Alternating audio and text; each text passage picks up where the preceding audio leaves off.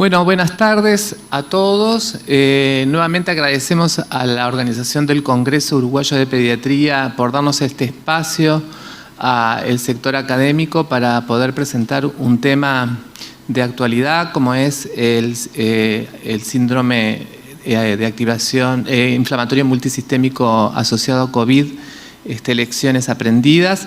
Para esta actividad hemos invitado al doctor Alberto García Salido de España. El doctor Alberto García Salido, brevemente, trabaja en el Servicio de Cuidados Intensivos Pediátricos del Hospital Infantil Universitario Niño Jesús Madrid de España. Es especialista en pediatría con subespecialidad en cuidados intensivos pediátricos. Es profesor asociado de medicina en la Universidad Autónoma de Madrid y doctorado en medicina en dicha universidad. La verdad que el doctor Alberto García Salido, además de ser un destacado investigador que tiene múltiples publicaciones en el tema, ha introducido una visión a través de los estudios de citometría de flujo de la respuesta inmunitaria innata en esta patología, y seguramente sus contribuciones serán un aporte importante a la comprensión de la patogenia y las bases terapéuticas de esta entidad nueva. En las reuniones preparatorias que hemos mantenido con él, ha mostrado su calidez y sencillez y tenemos un enorme agradecimiento por aceptar este desafío de participar en esta actividad.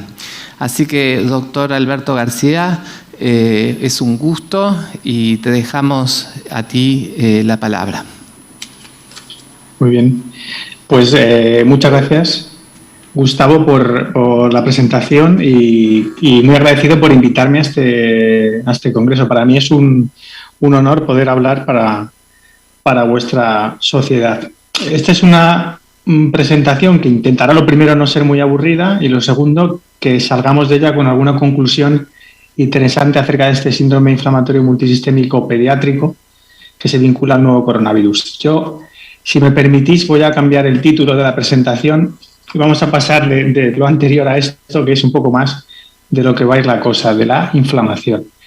Declarar que no tengo ningún conflicto de intereses. Sí que tengo interés en el conflicto, y en este caso el conflicto es, por desgracia, algo que nos atañe a todos. El virus está en todas partes y nos ha afectado a todo el mundo. Entonces es lógico que haya un interés por compartir conocimiento lo más rápido y sobre todo lo mejor posible. Si yo pongo esta imagen, no hace falta que la describa. Fue una de las primeras representaciones del virus obtenida por microscopía electrónica, donde se ve la famosa proteína S en la superficie, ¿no?, con el color así morado que se puede ver en la pantalla, y que se ha distribuido globalmente y que ha hecho que cualquiera de nosotros pueda reconocerlo. O sea, la hemos visto en noticias de televisión, en programas del corazón, como decimos en España, e incluso en algunos deportivos. El coronavirus está en todas partes y eso ha hecho que todos seamos muy sensibles a lo que nos aporta y a lo que nos influye. Desde el punto de vista del pediatra, cuando empezó allá por marzo de 2020 la pandemia por coronavirus, sobre todo en el continente europeo, nosotros no teníamos mucha información. Sí sabíamos que tenía una afectación muy importante en la población adulta, sobre todo en pacientes mayores o con comorbilidades, pero al parecer en la infancia esa afectación era muy, muy discreta. Teníamos muy pocos casos publicados. Yo recuerdo que en nuestro servicio hicimos una revisión de los datos que teníamos desde China y observamos que apenas llegaban a los 30 casos publicados, y muchos de ellos eran niños muy pequeños que ingresaban con los padres, a los cuales, al ver el virus positivo en nariz, hacían hasta TAC de toras para ver lo que encontraban. Ese planteamiento en nuestro hospital, en los primeros momentos de marzo, la primera semana, segunda semana de marzo del año pasado, nosotros, por ejemplo, lo que hicimos fue reclutar respiradores para mandarlos a los hospitales de adultos. En Madrid hay muchos hospitales muy grandes, pues lo que hicimos es utilizar aquellos que nosotros hacía tiempo que no aplicábamos con los niños, los revisamos y se los mandamos a ellos. Pero con el tiempo, con el paso de los días, comenzamos a ver pacientes que se asemejaban a lo que nos describían nuestros compañeros. Allá por el mes de marzo empezamos a ver cuadros respiratorios que provocaban el ingreso en cuidados intensivos pediátricos. En España Madrid y Barcelona han sido las dos comunidades autónomas que han tenido el mayor impacto por la... Sí. Sí, lo retiro. Nos decía que en Madrid y Barcelona han sido los dos lugares en España donde había más impacto por la pandemia, por la densidad de población. En nuestro hospital lo que ocurrió es que en Madrid se cerraron todos los hospitales pediátricos a excepción de 2. Uno de ellos recibía también pacientes adultos y por lo tanto eso hizo una selección positiva hacia el nuestro de padres que no querían llevar a sus hijos a ese hospital por miedo a que se contagiaran. Terminamos viendo mucho paciente con coronavirus por una especie de desvío desde los otros centros al nuestro. Y como decía, lo primero que vimos fueron cuadros muy parecidos a los vistos en adultos. Como pueden ver aquí, este es el primer trabajo que publicamos, en el Pediatric Critical Care Medicine, pues eran placas de tórax con neumonía bilateral y con mucha afectación en el escáner. Los primeros días fueron así y de alguna manera a nosotros nos tranquilizaba, aunque suene extraño, el observar una clínica parecida al adulto y además mucho menos numerosa, porque sí que nos percatamos de que venían muy pocos niños, apenas 7 en prácticamente un mes, lo cual parecía coincidir con lo que nos habían contado desde otros países. Pero todo eso cambió con el paso del tiempo.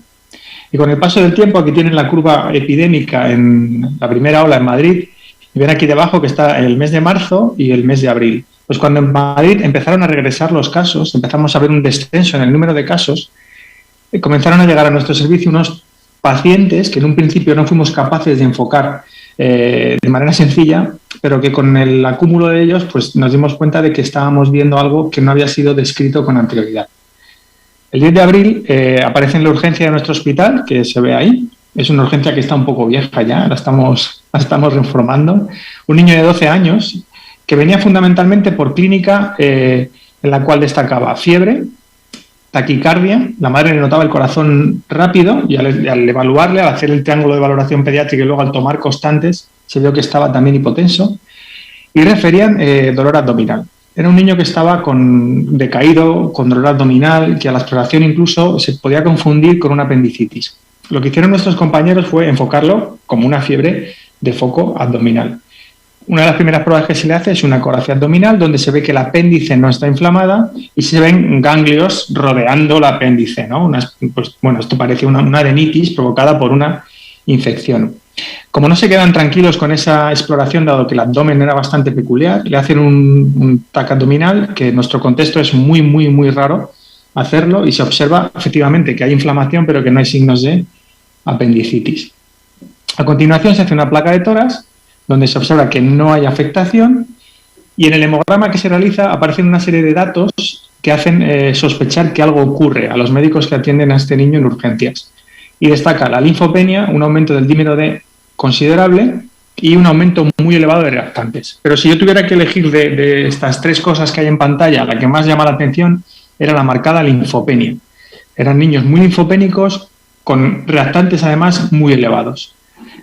Este crío, según pasan las horas, empeora y empeora muy rápido, lo que hace que sea trasladado a la unidad de cuidados intensivos. Nos llaman al busca y sube a intensivos. Cuando sube a intensivos, además de toda la clínica que tenía con anterioridad, destaca otra, y es que la afectación cardíaca y la afectación respiratoria avanzan por momentos. Cada vez está más hipotenso, cada vez está más taquicárdico y además no responde bien a volumen.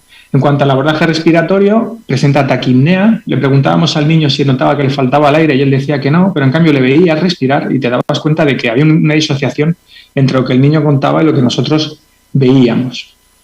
Se hizo una PCR para coronavirus que fue negativa. En este momento, además, ya teníamos la posibilidad de hacer PCR en nuestro hospital. A momentos anteriores no podíamos, la mandábamos a otros centros. Había una escasez de técnicos y de técnicas para lograr esto.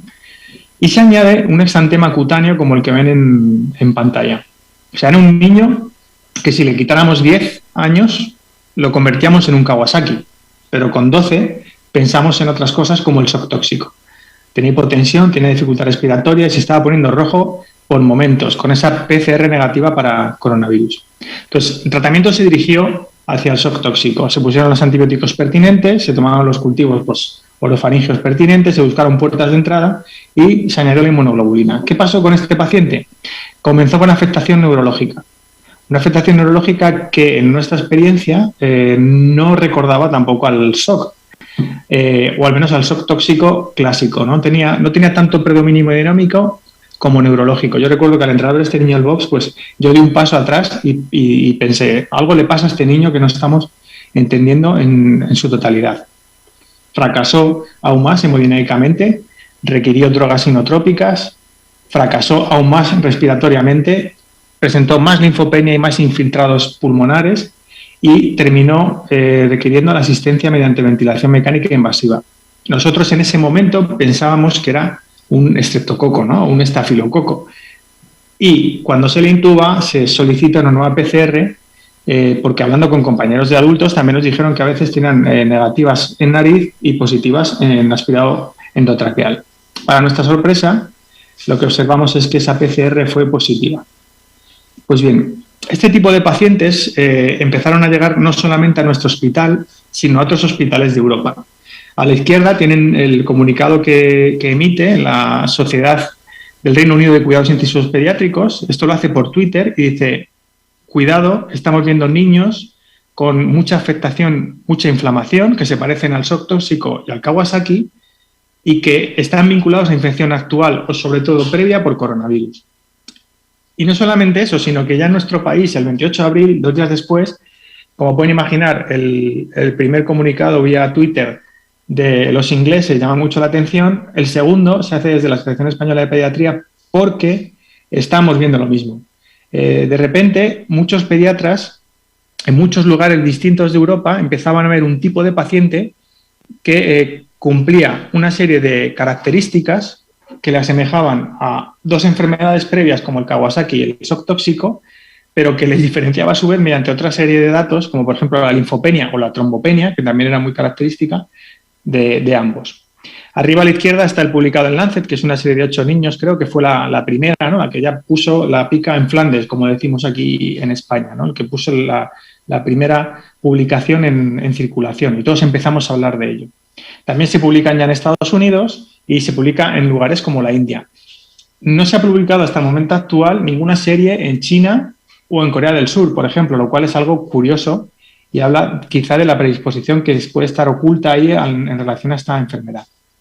Nosotros agrupamos los primeros 5 pacientes que vimos con estas características y los enviamos a publicar con la intención de comunicar lo que estábamos viendo. Nosotros no hablamos de síndrome inflamatorio multisistémico pediátrico, como pueden ver aquí arriba, pues hablamos de dolor abdominal o sospecha de abdomen agudo vinculado al coronavirus, pero en todos ellos observamos un patrón común, que era una infección generalmente previa por el virus, 2-3 semanas después un empeoramiento con clínica abdominal asociada a fiebre, que cuando les explorabas y tomabas constantes, observabas que además tenía afectación cardíaca, incluso apareciendo manchas en la piel, lo que nos hacía sospechar que debía haber algo circulando en su torrente sanguíneo que provocaba una exacerbación inmunitaria. De alguna forma, el coronavirus en la infancia hace como en este meme, que seguro que lo conocen o lo han visto, y pasamos de pensar que provocaban neumonías bilaterales, que vimos muy pocas, a síndromes inflamatorios, que vimos bastantes más. Aquí tienen el primer registro que se hizo de la primera oleada por coronavirus en nuestro país. Se observa muy bien cómo en amarillo los casos empiezan a aumentar en intensivos una vez disminuyen la oleada epidémica en la población general. Aquí hay 50 niños y en rojo tienen los pacientes con síndrome inflamatorio multisistémico, que se ve muy bien que pasan del azul, enfermedad aguda, al rojo conforme pasan los días con respecto al pico epidémico, y luego ya se ha completado de manera nacional las 3 primeras oleadas y hemos observado que aproximadamente un 20% de los niños que ingresan en los hospitales van a cuidados intensivos y que las oleadas de pacientes que ingresan en cuidados intensivos van por detrás de las oleadas epidémicas que tiene el virus. Todo esto se ha cumplido bastante bien, a excepción de esta última oleada que hemos tenido en verano, donde, a pesar de tener la variante Delta, no hemos visto un pico epidémico de ingresos en las unidades de cuidados intensivos por síndrome inflamatorio multisistémico, ni por neumonía bilateral. Ha sido bastante curioso. Bien, ahora vamos a hablar un poco de si esto no se podía ver venir. Yo es una pregunta que que me he hecho y que he hecho a mucha gente a lo largo de este tiempo. Este es un trabajo que se publica allá por el mes de marzo del 2020, en el cual se explica o se anticipa cómo puede ser la respuesta inmunitaria a este virus, ¿no? Al SARS-CoV-2. Y lo hacen utilizando los previos. Y es un trabajo que a mí me da bastante miedo, porque si uno se lo lee, han clavado lo que ha ocurrido. Ellos hablaban de una alteración de interferón, de una participación importante de monocitos y neutrófilos y de una disregulación en la actividad de los linfocitos T. Y no solamente eso, sino que también hablaban del receptor AC2 y de cómo eso podía tener importancia a la hora de abordar esta enfermedad desde el punto de vista terapéutico. Aquí hago un resumen de la fisiopatogenia desde el punto de vista de las células, ¿no? de los leucocitos. Si el coronavirus va por la sangre o por la vía aérea y tiene que penetrar en el endotelio o en las células del pulmón, utiliza sus receptores. Y como cualquier virus, lo que hace es replicarse en el interior de la célula, con la intención de romper esa célula y perpetuarse en el organismo, ¿no? Esto sería el objetivo de cualquier virus, no solamente el coronavirus. En una situación normal, nosotros enviaríamos linfocitos citotóxicos a pedir el DNI. El DNI es el Documento Nacional de Identidad en mi país. En Uruguay no sé cómo se llama. A preguntar a la célula que quién es. Y la célula le diría quién es, pero también que le pasa algo. Y esa información se convierte en un, lo siento, pero tienes que morir, te voy a destruir. Y no solamente un tienes que morir y te voy a destruir, sino que también voy a llamar a mis compañeros leucocitos para estructurar una respuesta inmunitaria que no solamente destruya, sino que evite que progrese la infección. Para ello, cuenta con otras células, con los CD4 que van a articular la memoria que se debe generar, con los neutrófilos que van a comer, junto con los monocitos, los restos que se generen. Y las células dendríticas lo que hacen es tomar esas estructuras que hay liberadas alrededor para convertirlas en los antígenos que se deben presentar a aquellas células que deben hacer memoria. Si todo esto funciona y este diálogo se establece con citoquinas, interferón, etcétera, lo que hacemos es vencer al virus. En cuanto a los monocitos y los neutrófilos, tenemos que saber un dato muy importante y es que son receptores del virus, tienen AC2 en su superficie y no solamente eso, sino que tienen inmunoglobulinas que son capaces de pegarse a él. Los neutrófilos y los monocitos son sensibles a la presencia de las partículas virales y esto es muy importante por algo que diré a continuación. Por lo tanto, si todo funciona, nos cargamos al virus y aquí no ha pasado nada, pero este virus es capaz de disregular y de provocar que eso no se estructure de forma adecuada. Este es un trabajo también publicado muy al principio del 2020, en el cual se resume y se explica por qué los pacientes infectados por coronavirus tienen disregulación.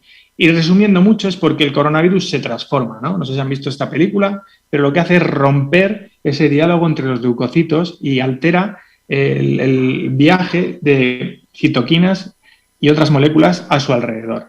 Rompe el diálogo, disregula y provoca una inflamación que se perpetúa. Y no solamente eso, sino que puede provocar también que los linfocitos, al no escuchar lo que tienen alrededor, migren a esas zonas donde está el virus haciendo su trabajo. Por eso la neumonía bilateral en el adulto, por eso la afectación intestinal en el niño, porque ahí está el virus y produce una llamada para intentar defenderlo. Todo eso se va sumando, se produce una especie de tormenta de citoquinas que ya no es tal, sabemos que sus valores son menores que incluso en la sepsis, y se rompe el equilibrio que provoca el empeoramiento en el adulto al final de la segunda semana, a mediados de la segunda semana, en niños un poquito más tarde. Con estos datos, nosotros, como comentaba Gustavo al principio, tenemos experiencia en el uso del citómetro de flujo para ver las características de superficie de los leucocitos de los niños con infecciones graves. Yo antes les hablé de una inmunoglobulina que estaba en la superficie de monocitos y neutrófilos.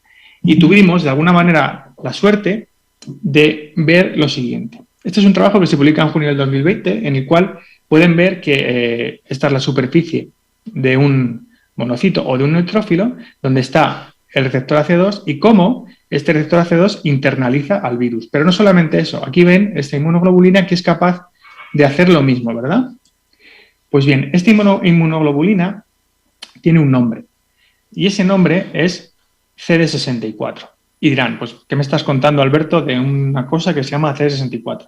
Nosotros, en nuestro hospital, llevábamos trabajando en el estudio de esta molécula de CD64 durante al menos 10 años.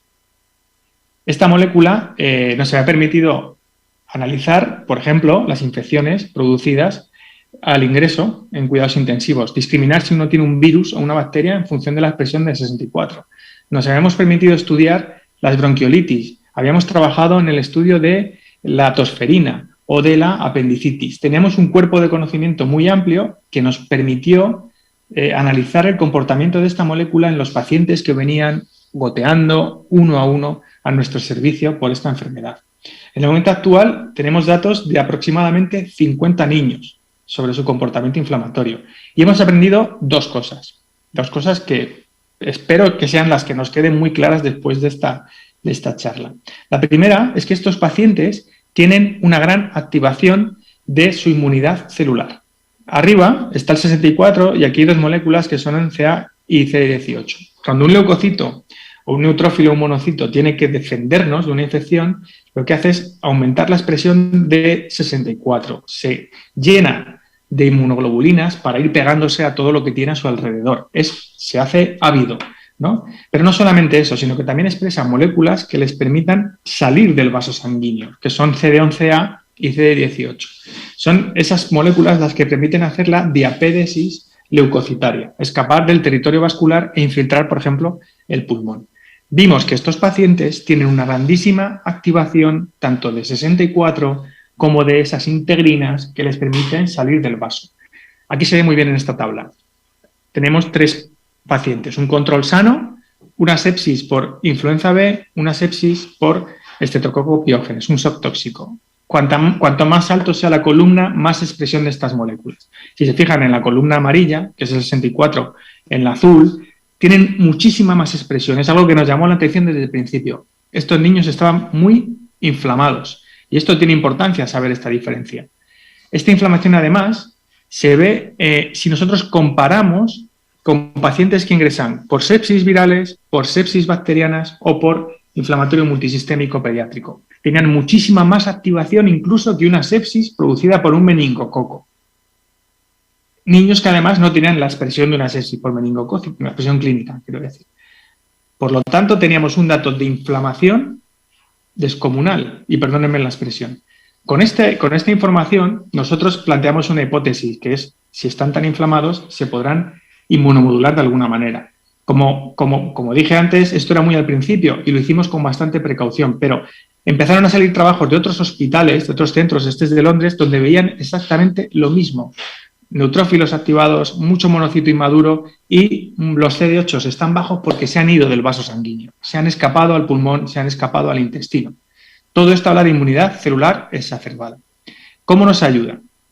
Incluso podemos compararlo con Kawasaki, porque hemos trabajado también en población con Kawasaki y vimos que su expresión era diferente y superior a la del Kawasaki. No era un Kawasaki, era otra cosa, que compartía a lo mejor algún signo clínico, pero que si mirabas a la célula te encontrabas otro tipo de actividad inflamatoria.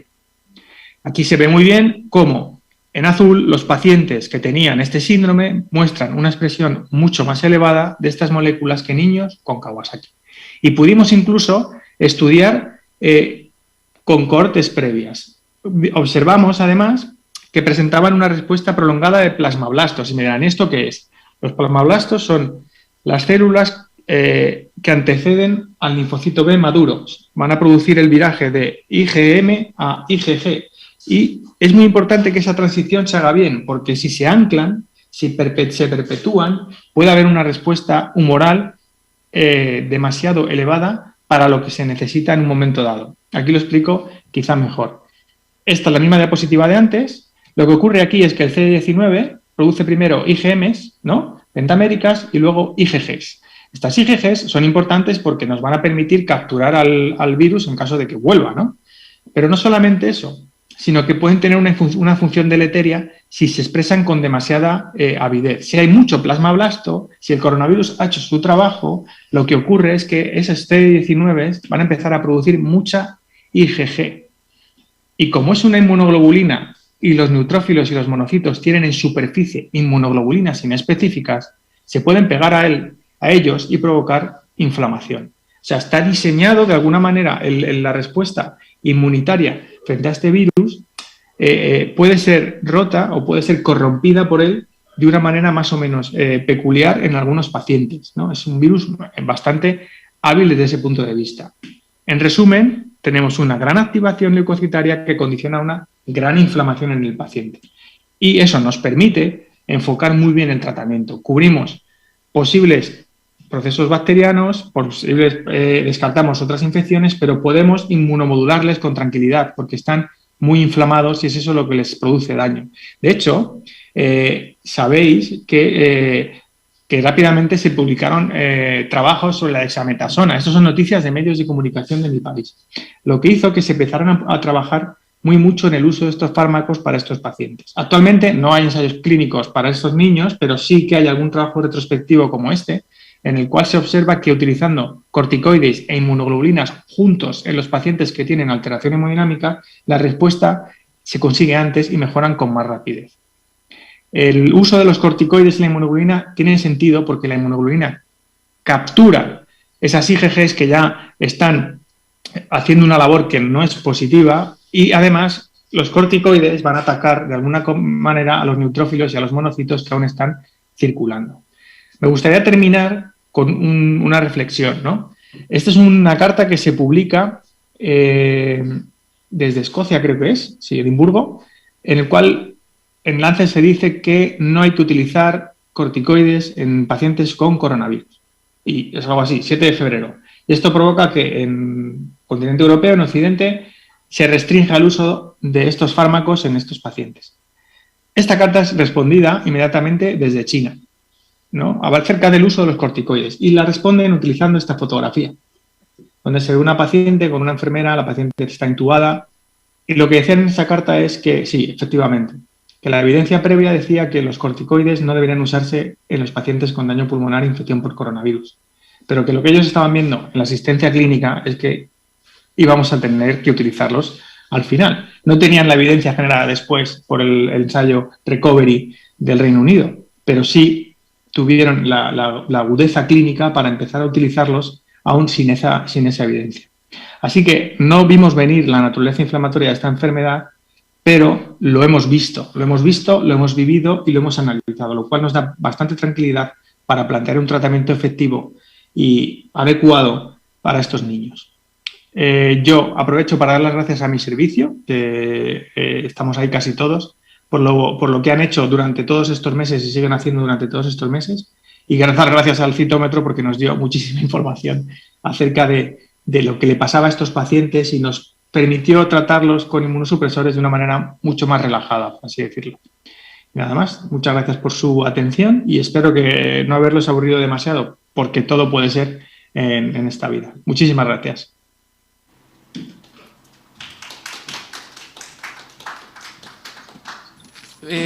Alberto, muchísimas gracias por tu conferencia. Fue una conferencia muy, muy precisa, clara y llena de bases conceptuales que son bien importantes para esta entidad que es nueva. Te queríamos, no sé si hay alguna pregunta, si no, nosotros tenemos algunos comentarios para hacerte. En primer lugar, bueno, además de agradecerte, decirte que para nuestro equipo que nos desempeñamos en el hospital de referencia, Uruguay es un país pequeño, tú sabrás, pero bueno, concentra la atención pediátrica de un gran número de niños en un hospital que se llama el Hospital Pereira Rosell y nosotros tenemos la suerte de poder desempeñarnos allí. No somos intensivistas, pero somos internistas y la enorme mayoría de los pacientes que hubieron durante la pandemia se hospitalizaron en nuestra unidad, así que para nosotros también fue como un descubrimiento, ¿no? Los primeros pacientes, es como que seguíamos las cosas del mundo y veíamos cómo sucedían en nuestra población, por supuesto con números mucho más bajos, pero hubieron alrededor de 200 y pico de pacientes internados en nuestra unidad, donde la forma clínica que dominó creo que fue más tardíamente esta forma clínica del síndrome inflamatorio, con algunas formas respiratorias que no fueron tan graves como lo que tú bien contabas, ¿no? Y por supuesto que nos guiamos mucho por los consensos y protocolos extranjeros y por supuesto que los de ustedes fueron unos de los primeros que leímos y que utilizamos, intentamos adaptar a nuestra experiencia. En primer lugar, te queríamos preguntar cuál fue el fenotipo, ¿no? Ya que se describen como distintos fenotipos de esta enfermedad. ¿Cuál es el fenotipo que predominó de esta enfermedad en tu experiencia? ¿Parece ser un símil Kawasaki con compromiso abdominal, una forma así? El fenotipo, o sea, si yo tuviera que describir al niño característico, por así decirlo, serían niños mayores de 7 años hasta los 14, quizá una mayor proporción de niños que de niñas, la mayoría de ellos con ligero sobrepeso, que consultan por fiebre, es el motivo de consulta fundamental, y dolor abdominal, en los cuales la exploración abdominal es muy interesante, pero la auscultación cardíaca casi lo es más. Muchos de ellos tenían signos de bajo gasto a la hora de auscultarles si oía galope, o algunos ya venían con hipotensión, etcétera, etcétera. Entonces, para mí el fenotipo, lo que sería el cuadro con el que yo me quedaría es ese. Los Kawasakis, o sea, hemos tenido algún caso de Kawasaki cuando estamos con la fiebre del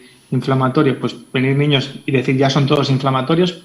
Ya hemos tenido Kawasakis que al final piensas, oye, el Kawasaki no tiene trombopenia, el Kawasaki no tiene linfopenia, el Kawasaki no tiene esos dímeros DES. Kawasaki tiene los aneurismas coronarios del Kawasaki no se sabe muy bien por qué la fisiopatogenia, pero sí que son aneurismas que de alguna manera dañan el vaso, la integridad. Lo que se ve en estos pacientes es una inflamación que se corrige casi siempre con el paso de 2-3 semanas y el tratamiento antiinflamatorio. Entonces, al final sí que somos capaces de diferenciarlos muy bien. La edad nos ayuda y la analítica también. O sea, si ven un niño en el que se sospecha en Kawasaki y en vez de ver trombocitosis ven trombopenia y encima tiene linfopenia, a ese niño hay que hacer una serología para IgG de coronavirus, sin duda. Bien, gracias. Y la otra pregunta que queríamos introducir es con respecto al tratamiento, ya que explicabas muy bien la sobreactivación y la disregulación inmunológica de la respuesta inmune, ¿no? que se da con esa hiperactivación y la necesidad de modularla rápidamente. ¿Ustedes introducen de entrada el tratamiento combinado con corticoides y gamma globulina en estos pacientes o hacen un tratamiento escalonado o seleccionan de alguna manera el tratamiento? ¿Se entiende la pregunta? Se entiende, sí. Nosotros en la primera y la segunda ola, por el uso de la citometría sobre todo, empezamos a tratar casi todos con corticoides. O sea, siempre metilprednisolona a 2 miligramos kilo día, y en el caso de que no hubiera respuesta, añadíamos la inmunoglobulina, ¿vale? En primera y segunda ola también éramos mucho más anárquicos, con perdón, porque ante un paciente con fiebre 48-24 horas después del uso de inmunoglobulina y que no terminaba de ir bien, inmediatamente usábamos el tocilizumab. E incluso en uno o dos niños llegamos a usar anakinra. Con el paso de los pacientes y con el paso del tiempo y el mayor conocimiento, tanto la anakinra como el tocilizumab los hemos ido usando cada vez menos, pero no solo nosotros, sino en general, porque se ha visto, por ejemplo, que la IL, la interleuquina 6, no se eleva tanto como pensábamos. Fue como nos quedamos todos como deslumbrados por la IL-6, pero luego, puesta en comparación con otros cuadros, no era para tanto. Y lo que ocurre es que la gente ha ido publicando su experiencia. Se ha visto que en Europa éramos más de corticoides, en Estados Unidos y países como el Reino Unido, pues más de inmunoglobulina. No hay diferencias en cuanto a cuál es mejor o es peor, y la única conclusión actual es lo que comentaba antes, que en el caso de que un paciente esté con muy mal estado general, parece que lo adecuado es utilizar las dos. En el momento actual, si tenemos un niño en el cual requiere 1 o 2 inotrópicos, probablemente utilicemos las dos, tras haber puesto de primera siempre el corticoide. Sí, si hay compromiso cardiovascular, digamos. Eso es. Si no tiene compromiso cardiovascular, porque nosotros vimos algunos cuadros que en realidad el compromiso cardiovascular es muy leve, ¿no? Claro. Aquí el corticoide es fundamental. O sea, el corticoide es la paciencia, y es difícil, porque Quiero decir, porque es un niño que se está poniendo enfermo, una niña que se está poniendo enferma, ya por lo menos lo orientas, sabes que puede tener, pero es difícil. Bueno, vamos a darle un margen de 24 horas monitorizándole y ver cómo responde. Y ahí la paciencia también influye, o sea, el ser capaz de contener un tratamiento como la inmunoglobulina, si no lo necesitas, es importante, porque es un inmunoderivado, le estás poniendo IgG, o sea, hay que intentar contener el tratamiento, y eso es lo más complicado a veces. Si a mí me preguntaras un orden, pues corticoides, inmunoglobulinas, si hay afectación cardíaca, y luego ya el resto, vamos a pensarlo con calma y si realmente lo necesita en función de cómo está el niño. Perfecto. Y una pregunta adicional es el rol que juega en estos pacientes la anticoagulación, que es un tema bastante debatido y que nosotros tenemos bastante problemas en el manejo de este tema, ¿no? A ver, el dímero D es un reactante de fase aguda, ¿no? Que se libera del endotelio del vaso, etcétera, etcétera. Luego son niños que tienen mucha inflamación, tienen el dímero D alto y los pediatras no estamos acostumbrados a ver dímeros D altos, o al menos yo, como pediatra, aun trabajando en intensivo. Es un virus que condiciona daño endotelial, al que se le acompaña con una disminución de las plaquetas, que además puede que funcionen un poco mal, ¿no? Regular, por todo el contexto inflamatorio que tienen. Entonces hay un caldo de cultivo ahí que favorece la trombosis. ¿Cómo manejamos eso? El primer manejo siempre es la antiinflamación, de lo que hemos hablado antes. Y el segundo, pues utilizar herramientas que procuren u optimicen fenómenos que no vayan a provocar un trombo en el paciente. Y ahí tenemos la heparina y la aspirina, ¿no? La heparina nosotros la utilizamos generalmente, salvo que veamos una trombosis o el niño nos cuente mi madre tiene fenómenos trombóticos o algo así, la utilizamos a 1 miligramo kilo día, a una dosis profiláctica, ¿no? Y si ya tiene clínica o tiene trombos, pues pasamos a dosis terapéutica, con la intención de retirarla cuanto antes posible, no perpetuar ese tratamiento. Hombre, si tienes un trombo ya sí tienes que perpetuarlo. Y en cuanto a la aspirina, somos muy, muy restrictivos. O sea, si vemos un aneurisma coronario o si dudamos muy mucho entre esto es un Kawasaki o esto es un coronavirus, en esos casos la podríamos utilizar. Pero nunca como antiinflamatorio, porque antiinflamatorio ya le estás poniendo otras cosas, los corticoides, por ejemplo. Ahí hay que centrarse en si se va a beneficiar del uso antitrombótico en el caso de tener sospecha de afectación coronaria. No sé si me he explicado. Sí, perfecto, sí. O sea, en realidad sí hacen uso de la heparinización en forma profiláctica cuando hay una actividad inflamatoria importante, o sea, cuando los dímeros D están altos. Efectivamente. ¿No? O sea, en el momento actual, si es un dímero de alto, linfocitos bajos, plaquetopenia, pensamos en el magma ese coagulante y le ponemos heparina a dosis profiláctica. Si tienen la combinación de los 3 elementos. Generalmente es así, sí. Bien, no sé si querían ustedes algún comentario más. A nosotros nos parece también muy importante el aporte a la comprensión de la investigación básica, ¿no? Bueno, el complemento que tú traías de la posibilidad de estudiar los marcadores inmunológicos celulares, ¿no? ¿Verdad? Esto del CD64, el CD11, el CD18, que bueno, es como el aporte de la ciencia básica, ¿no?, a la comprensión de los fenómenos clínicos. ¿Eso ustedes lo hacen? ¿Es posible? ¿Qué línea siguen en la clínica, digamos? Porque citómetro de flujo, bueno, nosotros también tenemos, pero claro. En realidad no sé si aportaría o no aportaría, ¿cuál sería su rol? Bueno, el citómetro de flujo entra en nuestro servicio por el trabajo de tesis que yo desarrollo en la unidad de oncología de mi hospital, ¿no? Si hay unidad de oncología en un hospital, hay un citómetro de flujo. Entonces, igual que uno puede utilizar el citómetro para diagnosticar una leucemia, puede utilizarlo para hacer el inmunofenotipo de un leucocito en un contexto inflamatorio. Todos conocemos, por ejemplo, la hemoglobinuria paroxística nocturna, ¿no? Que ese diagnóstico se da con el citómetro de flujo. Pues vamos a hacer lo mismo con las infecciones. Nosotros llevamos trabajando como 10 años en esto. Y ha dado la casualidad de que cuando llegaron estos pacientes, obviamente uno cuando está trabajando en algo y hace algo y te llega un paciente con una enfermedad nueva por un virus nuevo, pues lo que le apetece es ver qué está pasando ahí.